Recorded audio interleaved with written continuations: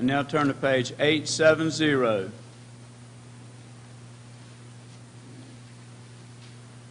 Page 870, we'll sing the first and third stanza. Beyond this grand departing, losing and leaving, far beyond the losses darkening this, and far beyond the taking and the bereaving, lies the summer land of bliss. Land beyond, so fair and bright, land beyond, where is no night. Summer land, God is its light. Oh, happy summer land of bliss. Beyond this land of waiting, seeking and sighing, far beyond the sorrows darkening this, and far beyond the pain and sickness and dying, lies the summer land of bliss. Land beyond, so fair and bright, land beyond, where is no night. Summer land, God is its light. Oh, happy summer land of bliss.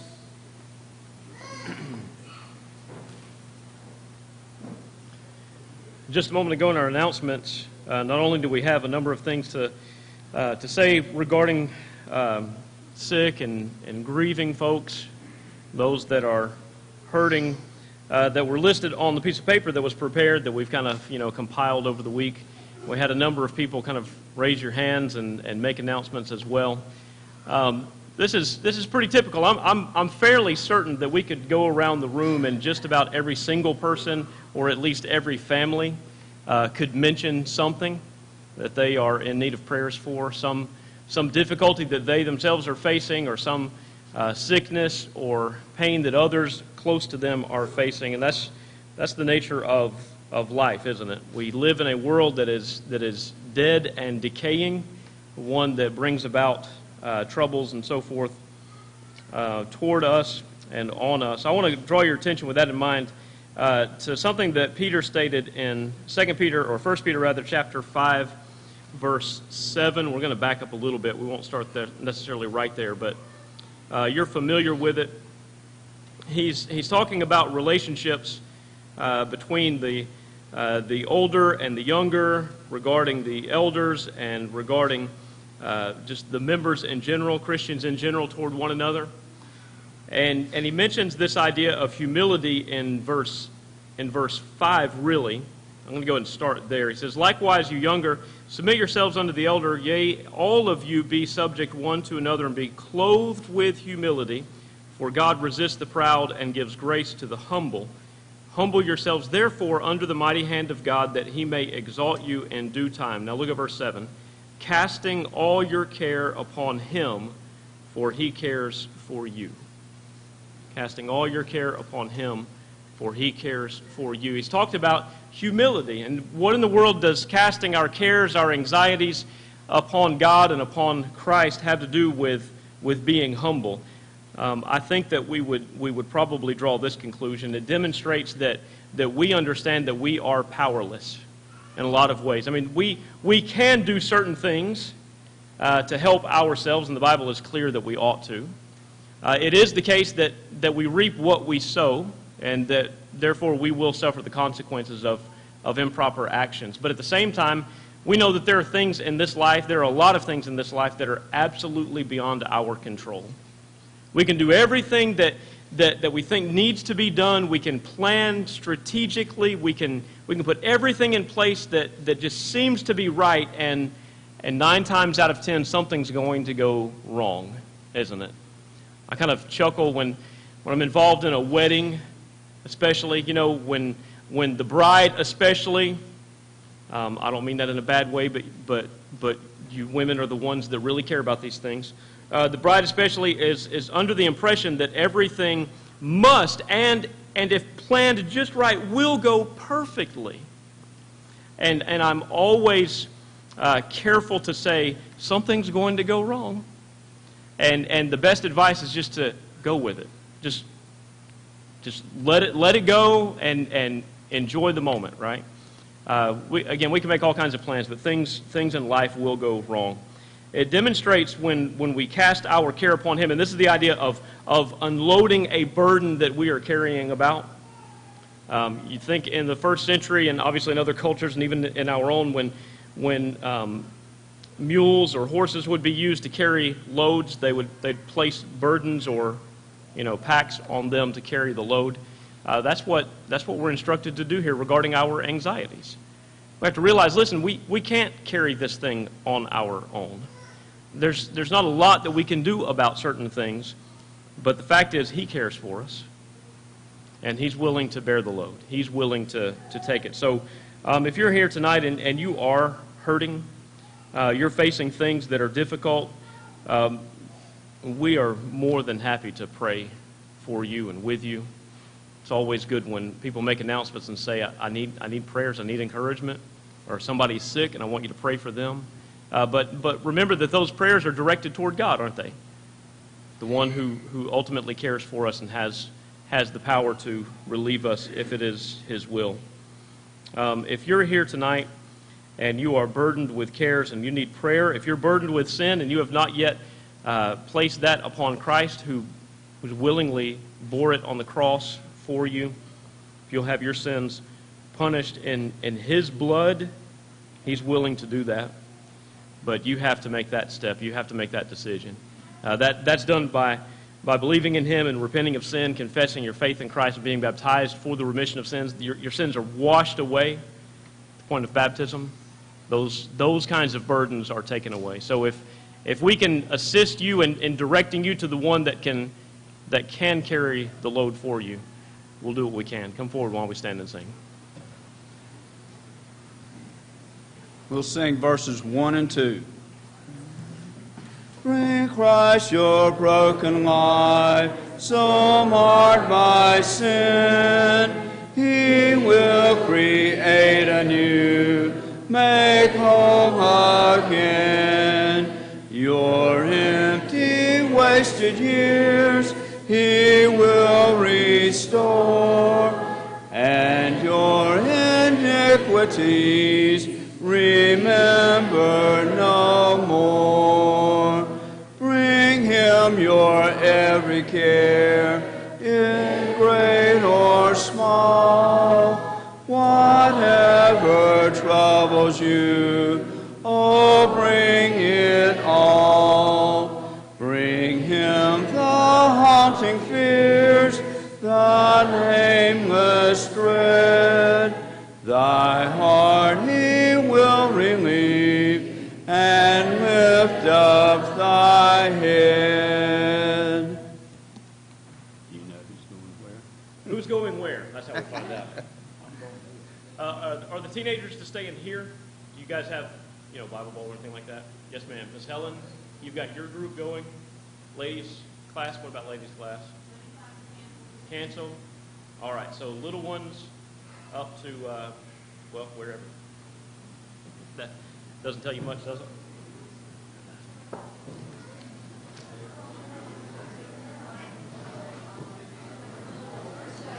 Yeah, there's something in class. Yeah. I'll learn who you have to be. Hey, Ricey, follow the team boys.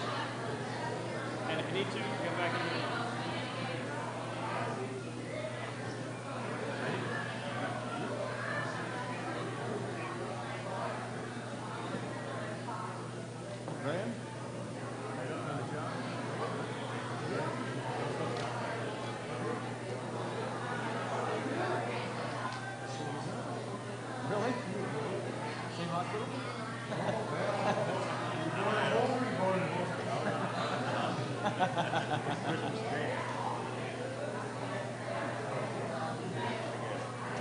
Tax break anyway.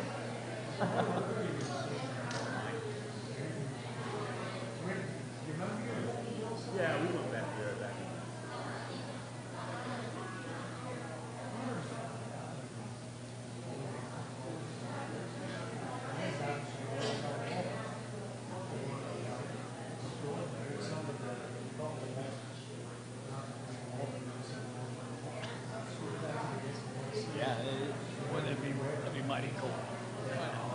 middle of summer is to be cold.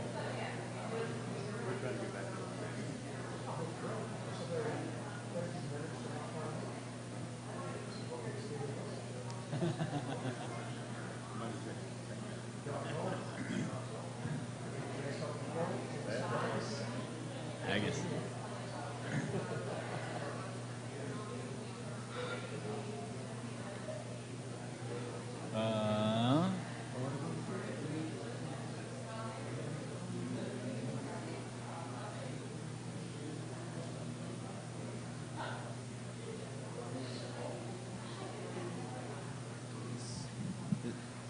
This is on. I'll turn it off.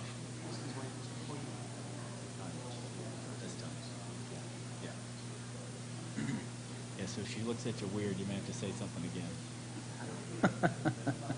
Especially if it's a Scottish slang term, which you will. All righty. Good evening, everybody. There's nobody up top. Is that Billy? All right. This evening, we have with us Graham MacDonald from Scotland.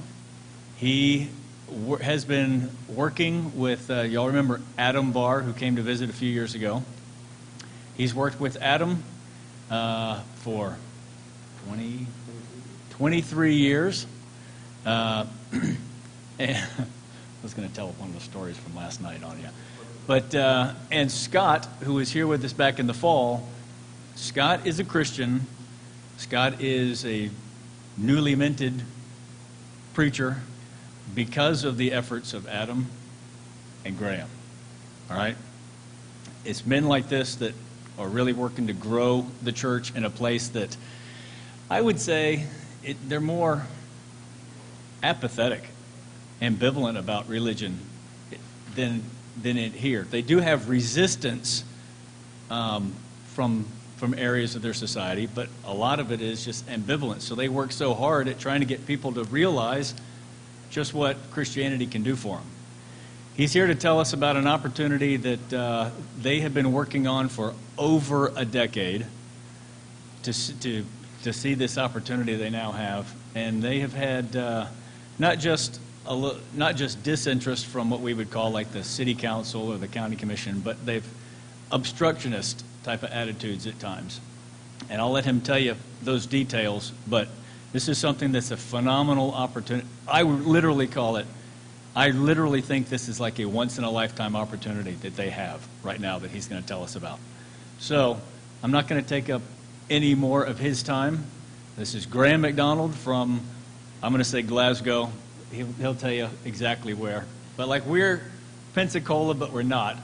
They're Glasgow, but they're not. Well, I appreciate Paul and Elizabeth giving me a place to stay. It's been nice to get to know, excuse me, Emily, and also two microphones. I speak in stereo for the left ear and for the right ear. Anyway, and Amelia, she was with him today, wee Millie. Got to know her a little bit. So I've enjoyed my time. I was over in Niceville. I didn't know whether it was Niceville, because in Europe they call it Nice, but it's Niceville, and I could see why. It's a lovely town. And it's lovely to be here, and I'm glad to be here. The first experience I ever had of the United States was in Florida. And I studied at the Florida School of Preaching in Lakeland back in 1989, and I graduated in 1991. And I remember the first time that I arrived, I didn't know Americans. I'd met a couple. I didn't know them too well. So naturally, when I flew to America, I figured you all drove station wagons. And so when I arrived at the airport, the family picked me up in a Camaro with no room in the back for the family or in the trunk for the luggage. When we drove into the city of Lakeland, we drove right by the Lake Choir Church of Christ, which is a non-institutional church. I didn't know that. I'd never heard of such things. And as we drove by, we went right by the sign. And I looked up and watched the sign as it went by, and I turned to the guy who was driving me and I said, "You just drove by the church." And he said, "No, that's not us. We're a couple of miles down the road. They're non-institutional brethren. We don't really have a lot of fellowship with them." And I said, "Well, how many churches do you have in Lakeland?" And he says, "Well, I don't know, 11 or 12. And I thought, in the same town? We have about 24 congregations of Christ in Scotland. which is a nation of 5.25 million people. It's roughly the length of Alabama. So if you can imagine Alabama with 24 churches in it, instead of the 24 or so you find in a couple of miles up in the north part. That's the kind of challenge that we have in Scotland with some of the work that we do there. I appreciated the brother's prayer, asking that you all have understanding of what I say tonight. And I appreciate Tonya, and I will do my very best to make myself understood for her, because I don't want to upset her, because she is a preacher's wife and I have one of those. And I know what happens when you upset the preacher's wife. Well, I appreciate being here, appreciate your hospitality and your kindness. I decided not to wear the kilt on this particular trip. I was concerned that you all thought that we wore the kilt all the time, that we went haggis hunting, and that we fish and we swim in 1-degree waters and things like that. I thought I'll come and dress like all y'all do, as you might say, in this part of the world. So I appreciate being with you, and I appreciate Paul's introductory comments. He's quite right to say that there's been some obstruction to our efforts, but I tell you, I'm going to just back up a little bit, and not so much to contradict Paul, but the providence of God is a remarkable thing. And we can look back in our lives. I know I have. I've looked back in my life how I became a Christian. And I look back and think, but for the providence of God, where would I be today? I look back in my own health and I say, but for the providence of God, what would have happened? You know, there's some pretty incredible things that have happened in all our lives, and we look back in our life and we begin to realize that God is there, that He's with us. If you're familiar with the poem Footprints, you know, you might remember that there's 2 sets of footprints in the sands of time, but occasionally there was only the one set, and he asks God, where were you? And he says, oh, I was there. That was when I had to carry you through those troubles. But the way things have developed for this piece of land, the way this has developed for the opportunity to raise a building, perhaps as beautiful as your own is less to do, it's all to do with the providence of God, but it's not looking back and seeing, although we do that, God's right out in front of us, leading us along the way. And that's a remarkable experience. We know that God leads us, and we follow His word, and we listen to the preaching, and I appreciate Preston letting me have the opportunity to have the pulpit and speak to you tonight. But I think of Moses. I think of God's people as they stood on the shores of the Red Sea and saw the pillar of fire by night and the cloud by day. And the God of heaven, who not only parted the Red Sea, but paved it for them to walk across. Because that's what happens in Exodus 14. God just doesn't part the Red Sea. He dries up the land so they can walk across in dry land. It's a bigger miracle than we sometimes realize. And I think tonight this will encourage you. We've been growing. The congregation there was established in 1986. That was when the first preacher was there. A couple of years earlier, the first family had been baptized, and I'll introduce them in just a moment. We bought a building in 1991, and it holds about 70 folk, and it's full to the gunnels, as we might say. There's no room anymore. We rent a school on a Tuesday night for all our midweek Bible studies. You have this and the blessing that it brings in all your classrooms. We have to go to another part of town just to accommodate the more than 40 children that we work with there.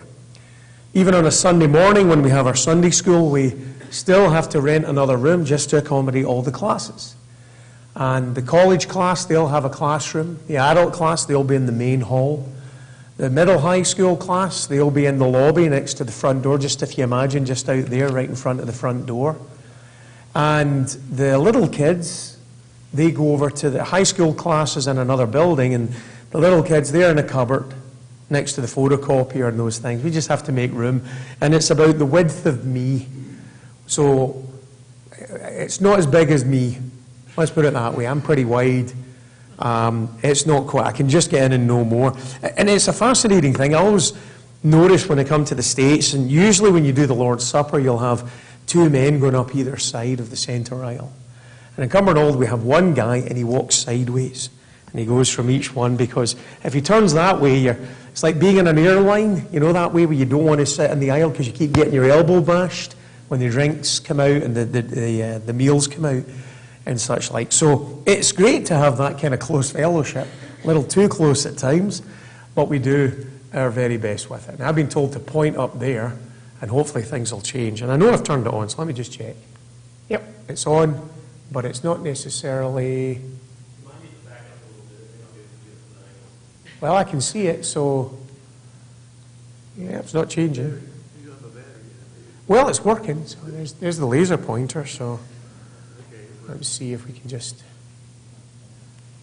Technology is a wonderful thing. Makes one man weep and another man sing. Oh, that's the power of love. Sorry, I'm getting confused. This is our building in Cumbernauld. We bought this from the county.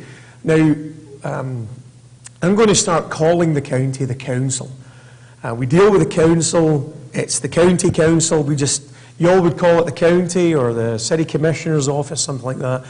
We just call it the council. It's the same thing, if you'll allow me the jargon. And this used to be a community centre.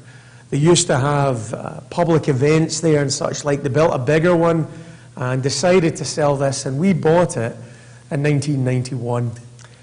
Over the years, we've had a lot of problems. I'm going to point out a couple of things. Can you see the window? No, you can't, because we had to brick it up. One time, this used to be oh, I pressed the wrong one. Hey, it's working now. How is it when I point up there, it changes? There we go. I'm using the wrong button. The window used to be here, and they broke the window in. We'd had it boarded up anyway, and tried to set fire to the church building. So we called a bricklayer, and he came out and bricked it up. Bricked up the three windows on that side. He went round the back, and he bricked up the kitchen door and its window, and he bricked up the window in the main hall, and then he bricked up the fire escape, which when you've just had your building setting fire is maybe not the best advice, but the fire department came out and said it was okay. In a moment, you'll see the front of the building, and if I click that, you'll get to see it a little bit closer. And that's the inside. We can get 70 in there, and as I say, it's a tight squeeze. And the two shutters on the left, obviously you can see them right here. Those are the windows, and this is the main entrance. And one time I came up to the church, got a phone call from the shop, which is right next door to us. And I came up, and the curtains, as they're called, were destroyed. Now, they hadn't been able to get into the building, but they had taken them out the runners and beveled them in and pretty much destroyed them. We had to replace them. And now when we open up the building, we don't just lift the shutter, we also have to remove the siege bars. So it's our own little castle. And except we let the English into our building, which is slightly different from our history, but we have it all built up, but it's nice on the inside. It's a bit foreboding on the outside, as you can tell, and it's joined hard to the local shop and the newer community centre that replaced the building we are currently in. The fire code for it is 70. We're not supposed to have more than 70 people in there. If this isn't being recorded, we've had over 100 in the building during the gospel meeting, so we can delete that bit out later if you are recording it. But we do have to rent these other facilities. We have to rent a school in another part of town. We have to rent a little hall across the road. And so we pay about £200 a month. And if you add a third, that's roughly the dollar value. So that would be about $270, give or take, each month to do that. And if we have to sell the building while we're building and rent in the meantime, it'll probably cost us about £1,000 a month to maintain that, because Sunday rental is the most expensive rental. And when you throw in the classes and the fellowship and all the other stuff that we do a lot with this little building, as I'll show you as we go through this. But the consequence of all is we've run out of space. And that happens. It's a good problem. What we used to find in Cumbernauld is that we'd get up to about 50, 45 to 50, and we'd stop. I can't explain it. We just stopped. There was no more growth. I remember a number of years ago, we got up to nearly 50. And then a family moved to Florence to study at Heritage. Family moved to Australia, where family was. A woman got married, moved to Memphis, she's Filipino, married a Filipino in Memphis. My friend got married, moved to England. Another family got promoted and moved to London. We lost about 16 people practically overnight. Within 2 or 3 months, we were right down to nearly 30, just below 30. And by the end of the year, we were back up at 45. We just grew again, and then we'd stop. And so we would go through this kind of plateau stage and then down and up. And then a few years ago, we started growing again, and we kept growing, and we broke the barrier. And then we just kind of stopped again because there's no room. There's literally no room in the building. And if everyone's there, we have over 60 on a Sunday morning, plus the 40 children who don't come Sundays for the most part. Some of them do. In fact, I got a message from Adam today. He sent me a text message. Little girl, she used to live right next door to us, known her since she was practically born, just an infant. And they moved away a couple of years ago, and we've kept in touch. And tomorrow she will be baptized into Christ. And so we will rejoice with the angels when that happens. It kind of highlights the work that we do. We don't live in a Bible Belt. We live in a country where even the main denominations don't believe the Bible is of much value. We live in a world that is so secular and anti-theistic that it places some challenges on us. But given enough time, as people get to see how Christ works in someone's life, then they begin to realize just how much more their life could be with Him. And it might take 20 years. In some cases, it's taken 20 years to persuade people that we've worked with that Christ is who they need to be with and they've obeyed the gospel. But it can be like that. I'm reminded that when God led the people of Israel out of Egypt into the wilderness, it took 40 years to prepare them for the promised land. And it's a good lesson for all of us even today. So about 11 years ago, give or take, we start looking for a piece of land, and we were offered this bit in 2006, about 1.5 acres. Beautiful piece of land. The only problem is it's about that steep. And so you'd have like a 2-foot wall at the top end and a 40-foot wall at the bottom end, which is a bit, given that there's a housing estate on either side, quite intimidating. We didn't think we'd get planning permission. And at the top on the other side of the trees is the road. And when the traffic department looked at it, they said, you'll never be able to gain access to this piece of land. It's just the road's too narrow and you won't be able to turn. So it was pretty much a dead duck. But they offered us this piece of land at £100,000, which at the time was about $150,000. And we pursued that for a while, but we never got anywhere. We went to them and we said, we'd like to buy this piece of land. Can we build on it? And they said, well, you need to buy the land and then we'll tell you if you can build on it. Well, what if we buy the land and you don't tell us you can build on it, that we can't build on it? Well, if that happens, then we'll just take the land back off you because you have to finish building it within 5 years of buying it. So if we buy the land and can't build on it, do we get our money back? No. You have to buy the land to find out if you can build on it, and if you can't, after 5 years, we'll just take the land back off you. That's not really a good deal. I don't like that deal. That's a terrible deal. You know, it's kind of like one of those acts that went through Congress, and it was kind of like, we need to pass this, and afterwards we'll find out what it's about. That just makes for bad law. Well, it makes for bad spending of the Lord's money as well. And so we kind of backed off from that. We went back and said, right, well, where else is there land? And the guy said, the best thing to do, you find the land, and I'll tell you if we've got it to sell to you. So that's great. I thought, let's do that. So we drove around town and we identified more than a dozen places. And we went back to them and we said, how about all these bits of land? How about that bit? No, you can't have that. What about this bit? No, forget it. Hey, there's a great bit of land. And they said, no, there's a church next door. You'll never get planning permission that close to the Salvation Army. There's already a building there. So it was getting hard, and this was going on 10 years. Then we started saying, what about, we'd find a bit of land, and he would say, oh, that's not ours. That's owned by another company. That's owned privately. Oh, who owns it? I don't know. You'll have to find out. So we went looking, and we found a piece of land, and it was about 1 acre. And we found the company. We went out to Edinburgh, made a great presentation, spoke to them at length, and then they said, make us an offer. So we said, £100,000, which is a lot of money. I felt that was a lot of money.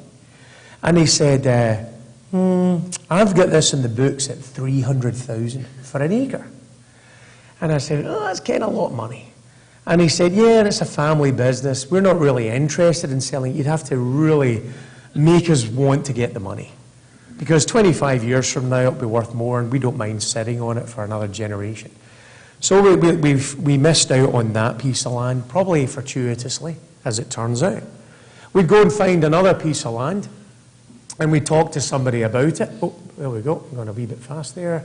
There we go. Yeah. There we go. Sometimes it works. And what the guy at the county council said was, why don't you go and find an old building? This is an old tavern next to one of the bits of land that I just pointed out. And it's been on the market for years.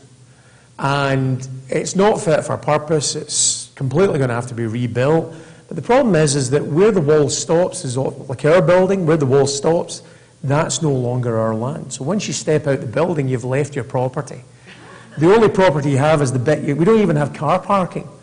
There is a little car park there, but it's not ours. We have to share it with other groups that use the building at the same time as us. There's a dog club Tuesdays and Thursdays when we have our midweek stuff on, and you know, partly dogs don't need a walk. They just get a ride in the car and they get up there, you know. So we have to share that. We have to compete for land. So we started looking at buildings around town. And they basically said to us, just give up and go and look at a building. We found an old theatre that's still being used. They found another tavern. None of them were good value for money. None of them, they were all landlocked. I think that's the expression we use here. None of them had parking. One of them was a garage. That's the garage. And the guy says, go and have a look at that and see what you think. It's smaller than what we've got. I don't know why he thought a garage and a driveway would be adequate for what we were trying to do. I guess they thought we were one of those small pop-up churches that kind of disappears after a little while. Well, we've been there for a while. Anyway, we felt like we were giving up. And the more we looked, it seemed like the harder it was going to get to find something. Then we found a beautiful piece of land, and that's Adam. Paul went to university with Adam, and later on, Paul's going to tell me some great, juicy stories about him from their days at Lipscomb. Yes, you are. And it's about 3 1/3 acres. And we found this bit of land. We went to the county, and they said, no, that's not us. Go find the guy who owns it. We did a title search. We found the company. We found the guy. He lives in France. Fortunately, he spoke English better than we spoke French. And when we spoke to him, he said, yeah, I'm interested in selling it. Make me an offer. And my colleague Jack is Adam's father-in-law who works with us and is part of all our work there. He said, well, we only want 1 acre. And he says, okay, well, what will you offer me for 1 acre? And then Jack said, 100,000. We just get the number stuck in our head. Just there, we just couldn't get past 100,000. And he said, he started laughing raucously. And then he said, seriously, make me an offer. And Jack said, that was the offer. And the guy said, right, let me explain this to you. This land is worth millions. And the valuation when we spoke to him was about £4.5 million, I think. Maybe a little less than that, but around about £4.5 million just for the land, 3 1/3 acres. And the reason he'd done that evaluation was because of where it is. And it's right on the interstate. We call it a motorway, y'all call it an interstate. So let me show you. This road right here, this is the land as you can see. And this is the main road that goes from Glasgow, which is the biggest city in Scotland, to the Highlands. So if you want to go out of Glasgow and go north, you go through Cumbernauld, you go along that road. If you work in the city, you drive by this piece of land, and on your way home at night, you drive back through it, and about 80,000 cars go by there every single day. It's a busy stretch of road, really busy. It's not Atlanta busy, but it feels like it at times. So he thought, right, okay, I can understand that. And the reason he was valuing it is because over here, this bit of land right here, which is connected to this whole area, sold for £5.75 million. And back then you could add on nearly a half. So if you take half of that, it's nearly about $8 million was what the land sold for. And this was what this guy was hoping for on a pro rata basis. Well, he's never been able to sell it. So we started looking at land. It's a nice piece of land. Fantastic location. Can you just imagine a big sign there in the corner, right next to the main road, with Church of Christ on it? Maybe even with one of those kind of, I saw one the other day, those kind of digital signs. You put up scriptures and stuff like that. Don't follow the guy in front, follow Jesus, he is the way. You know, you get the idea. Imagine that. See, when I'm going out talking to people, and I'm talking to them about Christ, inevitably they'll say, what church are you? And I'll say, Church of Christ. And then they'll say, is that the Mormons? And then I have to explain to them why we're not the Mormons. Name's similar, but not that similar.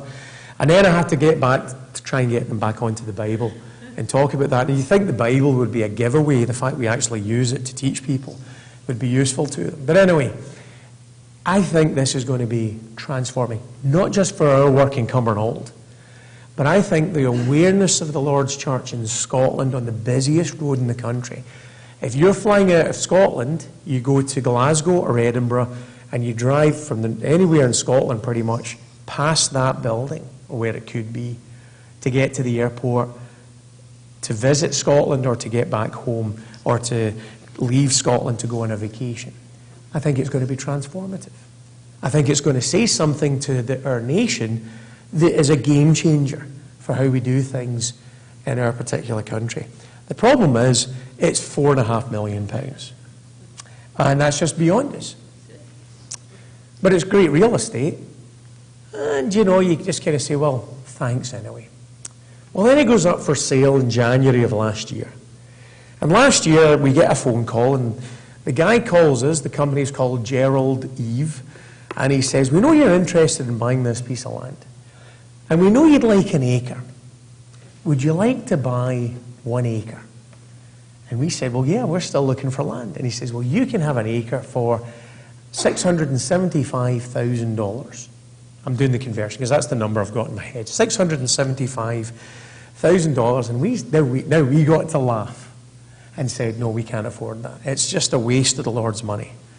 And the guy said, okay, well, I can understand that and completely appreciate it. And he hung up. We then went back to the council and we said, look, we really need to find a piece of land. And the guy we'd been working with was real helpful. But at this point, he was fed up with us. We're not the prettiest looking guys in the church. He was kind of sick of looking at our face. And at the end of the day, his remit is to get as much money as he can for real estate. And a lot of the bits of land we asked him about are now have houses on them. And you can imagine the values. If you want to build, it's very hard to build a house in Scotland because it's hard to get land and it's hard to get permissions and all that goes with it. Very different from here.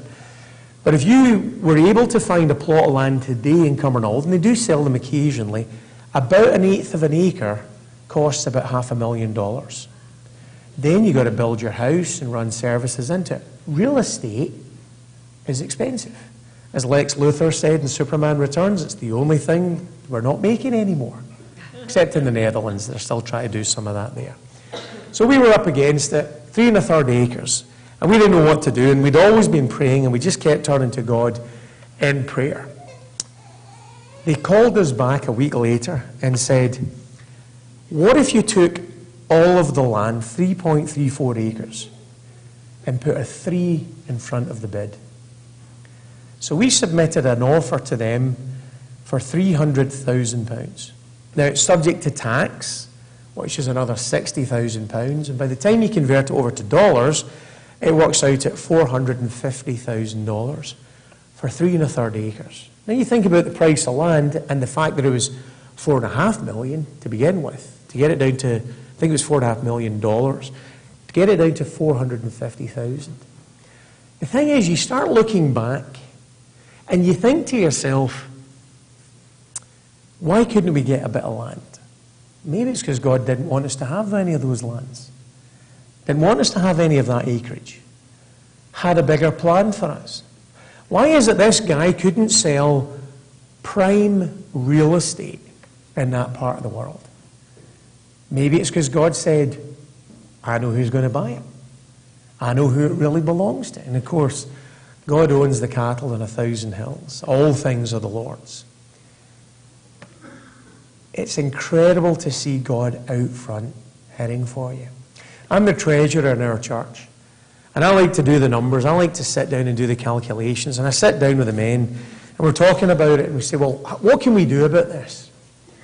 And we said, well, we've got 30,000 saved up. Let's ask the congregation to donate or pledge a further 30,000. So we make the plans, and I'm doing the calculations, and I'm thinking, we could sell our building for 150. I think it's worth that. And we could sell 2 acres of this land and maybe get 180. And we've got 30, and that comes to 360, and we can buy the land. We're homeless, but we can buy the land. We can pitch a tent in it and worship and take the tent down after. That would be the fellowship activity after our Sunday morning service.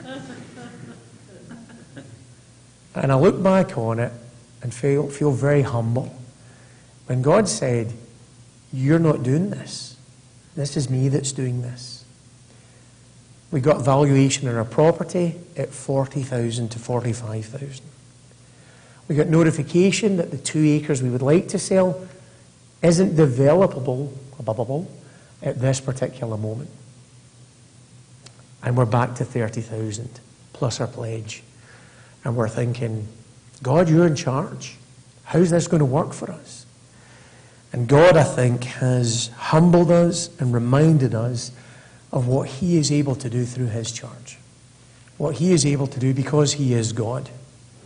Well, it just shouldn't be possible. This chap at the top, this is Adam, incidentally, and Adam's father-in-law, Jack. And this other man on the right is Ronnie.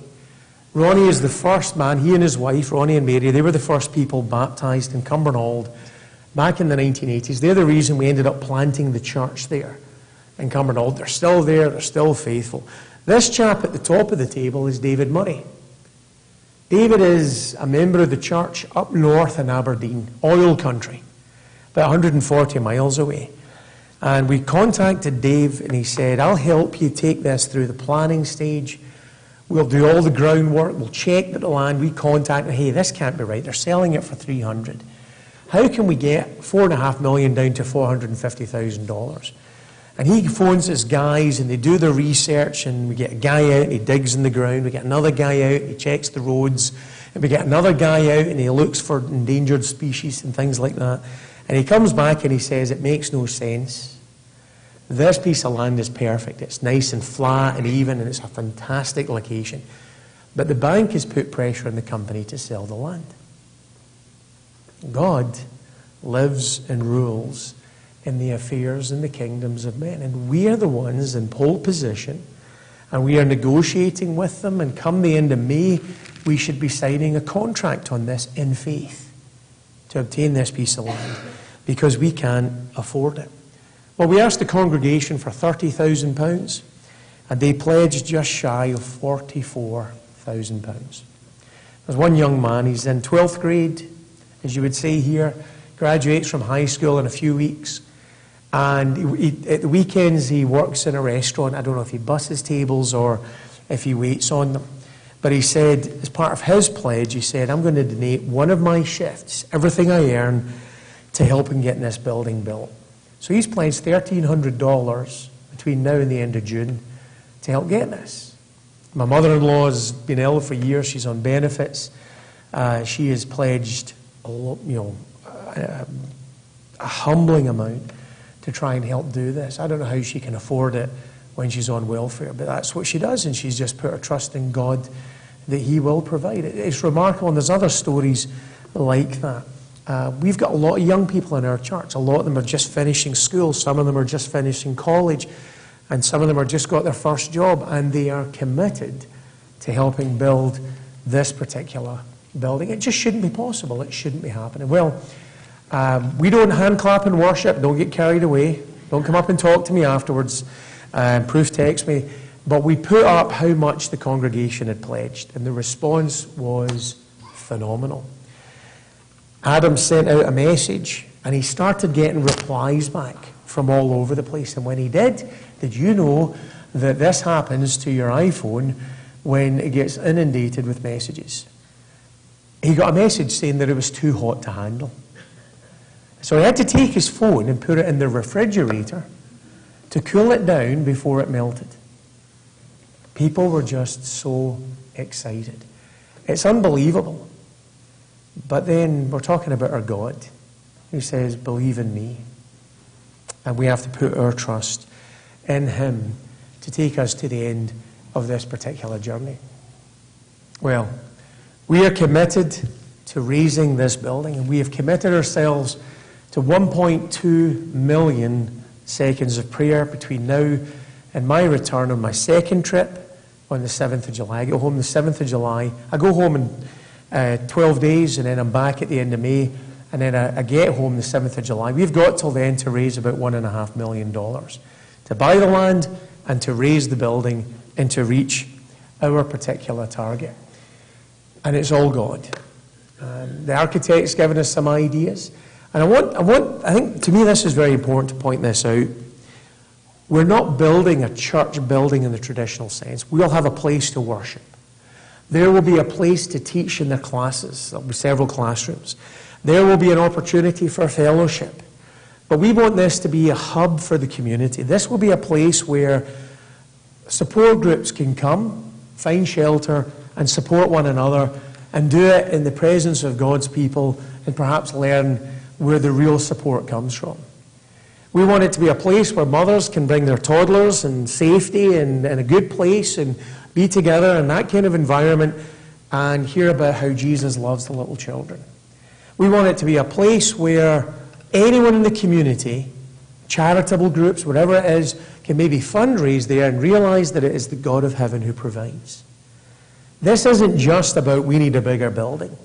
This is about we need to change the profile of the church. We need to transform our country's attitude towards Christianity and to Christ. A building can help with that, but it's really the people that make the differences. The church is not the building. You and I are the church. But this can be a beacon of hope for people to come and hear the gospel and know that God's name is lifted up. And I know I, for myself, am grateful for what God is doing, grateful for the many prayers that are being offered to me, and grateful for the support of people like Paul and Elizabeth who invite us into their homes. We run a preacher training program. We run a food, what we call a food bank. We run all our youth work and all these things in different places and in different ways. Well, I said it earlier, this is a game changer. In the book of Exodus, in chapter 14, when God prepares his people to go across into the land of the wilderness, to receive the law and be free from Egypt, in verse 21 of chapter 14, Moses stretched out his hand over the sea, and the Lord caused the sea to go back by a strong east wind all that night, and made the sea into dry land, and the waters were divided. So the children of Israel went into the midst of the sea on the dry ground, and the waters were a wall to them on their right hand and on their left. Why? Earlier it tells us he didn't want them to go by the way of the Philistines, lest they get afraid and turn back to Egypt. Brethren, the brethren in Cumbernauld stand on the shores of the Red Sea. And we see the enemies all around us. And we see the sea in front of us. And we see our God stretching out his hand and calling us to enter in our small Canaan, if you will. To be a testimony to our nation of the great things that God can do. And I am grateful for Margaret Street and their support and encouragement of men like Scott and Adam who have been here before, and of me for being here tonight. And if you want to ask me anything or talk to me afterwards, I'll be here and I'll be happy to do that. But I'm just grateful for your attention tonight. And hopefully all of you and Tonya have understood what I said. As we say in Scotland, Cudmilla Falche, which means 100,000 welcomes. But as we also say in Scotland, Lang me your Limerick, which simply means, may your house be filled with warmth and happiness. May God bless you, and thank you for this tonight.